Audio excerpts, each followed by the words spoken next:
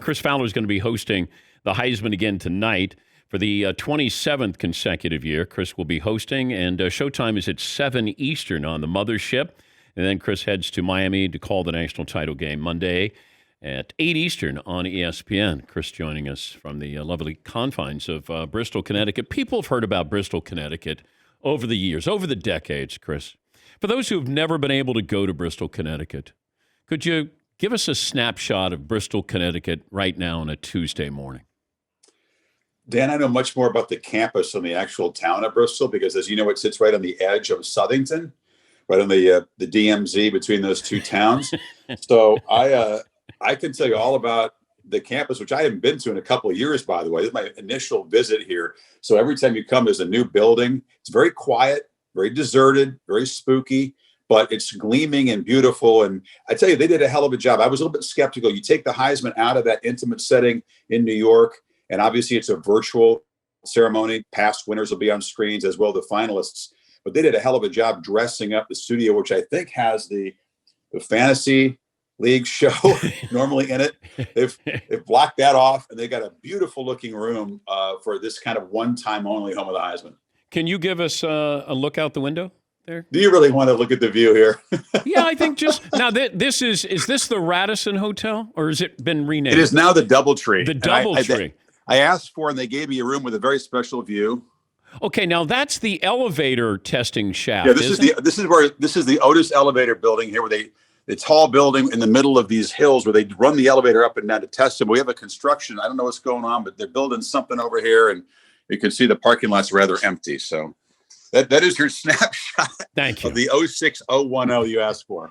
Do you remember your first day on campus? Yeah, absolutely. I looked about 11.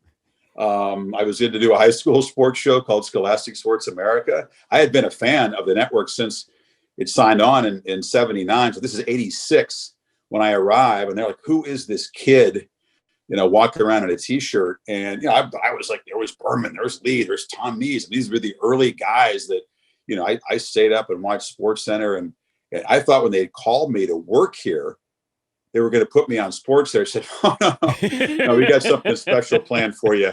You're going to hit the road and coach and work 40 weeks during the school calendar doing high school features. But I love that too. And I think the one I remember is when you featured Emmitt Smith. Yeah. For some reason. He was reason, the first football player we profiled at Pensacola Escambia. Yeah. And he became kind of like a lifelong acquaintance. It was very cool. All right. So the game plan tonight, now, when do you get the envelope? It's the same as usual. I don't want to know ahead of time. Okay. Nobody on the show knows who wins. You just don't want to have that. But the commercial break before the announcement is made, I do get the results then, because sometimes there's been a lot of suspense, and you just don't want to be caught completely off guard, because in case the guy gives a short speech, I have to step in there for the interview. So you want to let your eyes kind of look at the page and see what's going on with the voting. So in that break before the announcement, I'm not on camera in that segment until after their name is read. Then I find out. The biggest question you have tonight, aside from who's going to win, is what? Well, I have my stress ball here. I haven't needed it yet, but my biggest concern is we all do everything's on a screen like you and I are right now, but you just want everything to be buttoned up technically. All these guys, for a minute here, my biggest concern until I read something this morning was that Nick Saban's practice was going to run into our show, because plan A, nobody knows this, but plan A for Alabama was to have Devontae Smith, Mac Jones, and the rest of the Tide practicing for the championship game right up until about 6 Central, 7 Eastern when this show starts. And I'm thinking, are these guys going to are they going to have time to towel off after practice? Are they going to come in sweats? So Devontae Smith's a sharp dressed dude. He wears these tailored suits, the bow ties. That's how he goes to the games. And I thought, can you let the guy and put a suit on, and Mac, can you let him at least dress up? Because it's weird to be practicing for the ultimate game and have this potential life moment from one of them be like minutes away. But I was told this morning they moved practice earlier. I don't know what it took to make that happen, but now these guys can chill. I know they're going to be there on time. So that was my biggest worry. Is Saban going to join you? Yes, he'll be part of the show, as will Dan Mullen and Dabo Sweeney, the coaches and the families. The two players whose seasons are over, Trevor Lawrence and Kyle Trask. It's a very different deal. They can have their family there, the coaches. It's going to be at their team locations, but it's a different vibe than two guys who are still in the sort of the Alabama bubble of getting ready for the game next Monday. And you've been doing this such a long time. We love to hand out that Heisman in September. We love at the beginning of October. And, I came in, I forget how many weeks ago, and I said Devontae Smith is the best player on any football field that he plays on. I don't know if he's going to win the Heisman, but he, to me, is the difference maker for that team. But, it's when you start to handicap this, what do voters see and what should they be looking for? So let me ask you that. What should you look for in the Heisman candidate? Well, it's simple. It says most outstanding player on the ballot, right? But that's open to interpretation. For me, I always look at what would the team be like if that guy weren't there? What would it mean if he was out? And I think we saw with Lawrence what it meant for Clemson, for example. I don't know where Florida would be without Kyle Trask, but it wouldn't have been in a New Year's Six bowl game battling Bama for SEC championship down to the final couple possessions. That's for sure. And then the Alabama guys, you have to judge. The offense is so good. I mean, we're having this conversation. Are they as good as LSU last year, which I think is the best college offense I've ever seen? I mean, you Smith, Jones, and Harris, and that offensive line that Jones stays pretty clean in the pocket a lot. But, you said something about Devontae Smith, and I think it's interesting, Dan, in this year that's been so different, where the rules are just basically tossed out, I think there is more momentum for voters to look beyond the usual quarterback stats and say, first of all, Devontae Smith has amazing stats as a receiver. I mean, phenomenal stats. Every good team they faced, no matter what they threw at him, he was off the charts. And the better the DB he's across from, the more he embraced the challenge of figuring out a way to beat that guy. And so I think you've seen lots of people endorse him. Lots of guys have said, Devontae Smith is the best player. Maybe this is a year to do that. I don't know if that's the way the voting is going to go, but I think people would consider him a slight favorite at this point because there's been that late season momentum you talked about. What is it, 800 voters? More than 900. 900 voters.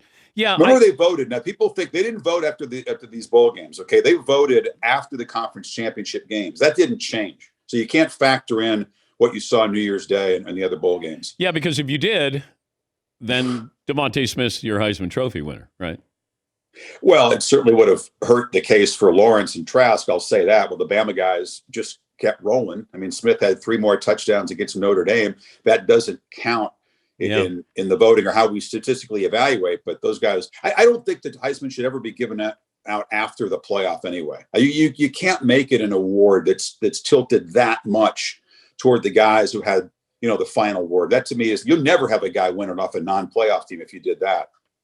He's Chris Fowler. He'll be hosting tonight for the 27th straight year. Chris hosting the 1-hour telecast on ESPN, the Heisman Trophy ceremony. It starts at 8 Eastern. Whenever Nick Saban wants to start it. 7 Eastern. 7 Eastern. Okay. I got 8 Eastern here. Do you? Well, tune in at 7. If you're early, tune in at okay. 7. Okay. Let me change that. 7 Eastern, national title game, 8 Eastern. Yes. Okay. Yes. Or whenever Saban wants to show up for tonight's ceremony. As we move forward, hopefully we get back to whatever normal is, calling a game. Herbie called, last week from home. Does the pandemic, as we move forward out of it, does it change broadcasting in, games, on site? I hope not. I mean, I enjoyed being on site for a lot of years, and there's an experience that's special. A lot of the stuff that is fun about the job, I'm the last one to whine, believe me, but the contact with the coaches and players in person hasn't been there. You don't get to watch practices. Everything is a screen. Everything is reading. In the booth, everything is a screen. You can't have a spotter near you. Can't have a stats guy near you. That's all the COVID protocols. Everything is a source, right? You just look at all these screens like your air traffic control. You miss a lot of the human contact. Our crew can't meet, in a room. Everything is a Zoom meeting. And I miss that contact a lot. I mean, I don't like the idea of having to call play-by-play off a TV screen. We're going to be doing that at the Australian Open. because of all the complications of going to Melbourne at this point. We're going to be doing tennis off the TV. I know a lot of guys have done great work. A lot of my colleagues have not been able to go on the road and call games. So they call these games Remy games. I don't know why they're called Remy, but that means where everybody's kind of virtually. Dan, there's teams that have done football games this college football season who the guys have not met each other. Play-by-play and analysts have never met, yet they're calling games from their respective homes. Like Kirk and I, this is our 25th season together. So it helps when he's in Nashville, I'm in the booth, to have that kind of chemistry that built up over a quarter century. I was wondering in the hit on Justin Fields, like what kind of information can you get? Would it have been different if everybody was in person and that? Because I don't know if there was ever a medical update on Justin Fields with that hit. Oh, you mean what he might have sustained? Yeah. We were told that they got the X-ray room ready at halftime. So you're thinking, oh, they're going to go look at his ribs, but it wasn't for him. He didn't get X-rayed, and he admitted after the game he took a couple of injections, or at least an injection, which you need to get through the pain, because you saw how he was grimacing there when he got hit. I thought, oh my God, that's broken ribs, or maybe they'd have checked for a kidney injury. Yeah. And they're not saying what the injury is. I mean, Justin didn't attend the interview sessions that we had set up and that the CFP had set up yesterday. Maria Taylor was supposed to talk to him. He didn't make that appointment. So obviously that sort of raises concerns. I mean, Ryan Day says he expects him to play. I would certainly hope so. But, there's going to be a certain amount of cloak and dagger before the championship game. And they're not getting down there till maybe the day before. So you're not going to have eyes on many practices, if any, to check that out. But God, he's got to play. He just has to play. Is Herbie going to be on site with you? Yes. That's the plan. I mean, hey, Dan, this is hour to hour, brother. I know. Yes. But he will have cleared protocol. He is going to be on site. I don't want to do a championship game. I hope I'm on site, man. I probably got, I don't know what, like 2-3 more tests I got to pass before I get in the booth. I've had 54 this year, if you're counting. 54 COVID tests. Are you 54-0? I am undefeated. You're undefeated. But I'm in all humility. I'm not doing the victory dance. I'm not spiking the ball in the end zone. Don't be taunting. Until the 12. I don't want to flag you for taunting. It's the announcer jinx. You just gave it to me. While I have you, the Steve Sarkisian situation here. How does that affect Alabama in the national title game? But what do you think of the hire for Texas? Well, I think Sark will handle his business calling plays, and he has to. And you couldn't take him out of the equation. I was talking to Smith and Jones as part of my prep, and they were relieved that he was going to stay on and call the plays. You cannot disrupt that engine at this moment. I mean, guys have done it before, but he's the play caller. He's a huge part of that. And him matching wits with Ohio State's defense is a big part of the game. Texas is a really hard job. You got to be a politician. I've talked to Mac Brown, who was the most successful coach there post Darrell Royal, and you have to navigate your way through some very murky, choppy waters. Everybody in Texas who's the trustee down there gives a bunch of money. They all want to be Jerry Jones Jr. and they want to have a say in the program. There's a lot of stuff to deal with, but beyond coaching football. And I hope Sark can manage all that stuff, because man, he can call plays, and he's a good recruiter. And I'm happy to see him. He's had 2 sort of like redemption trips back to Tuscaloosa with Saban, and I think I feel I like him a lot, and I feel for what he's had to go through off the field. And I hope that part of his life is conquered forever, and I hope he has great success in Austin. He's Chris Fowler tonight at 7 Eastern, the Heisman Trophy ceremony, and then 8 Eastern on Monday night, the national title game. Who did you vote for, by the way? I'm not going to tell you. Oh, okay. All right. My bad. I'm 27-0 and not revealing my vote. Can you imagine? I mean, this, for once, they're not in the same room, but I'm, you can't say who you voted for and then go out there and host the show. Come on. But good try. Okay. I mean, I think I'm 0-27. Who'd you vote for? You have a vote? Yeah, I voted. Okay. But I'm not allowed to tell. Oh, yeah, that's right. No one's supposed to tell, actually, right? You're sworn to secrecy. They could come and take your ballot away, right? Well, they did ask, because I do, tell people on the show, because I said, hey, I watch a lot of football. I take this, it's a great honor to vote. And, that I almost got into a fight. A Heisman fight with Craig Sager years ago in Miami outside the Clevelander Hotel. Okay, so we both have beers in our hands. And I said to Sager how disappointed I was in the Heisman voting because a freshman should be able to win. Adrian Peterson, to me, I thought deserved the Heisman Trophy. Okay? So 3 minutes later, we're nose to nose. We're going to fight over Adrian Peterson should he win the Heisman Trophy. Paulie had to jump in. True story. Sager and I were going to throw down over Adrian Peterson. I'm just picturing you and Sager probably had a plaid sport coat on with beers at the corner of 10th and Ocean, ready to throw down about a Heisman vote. Yes.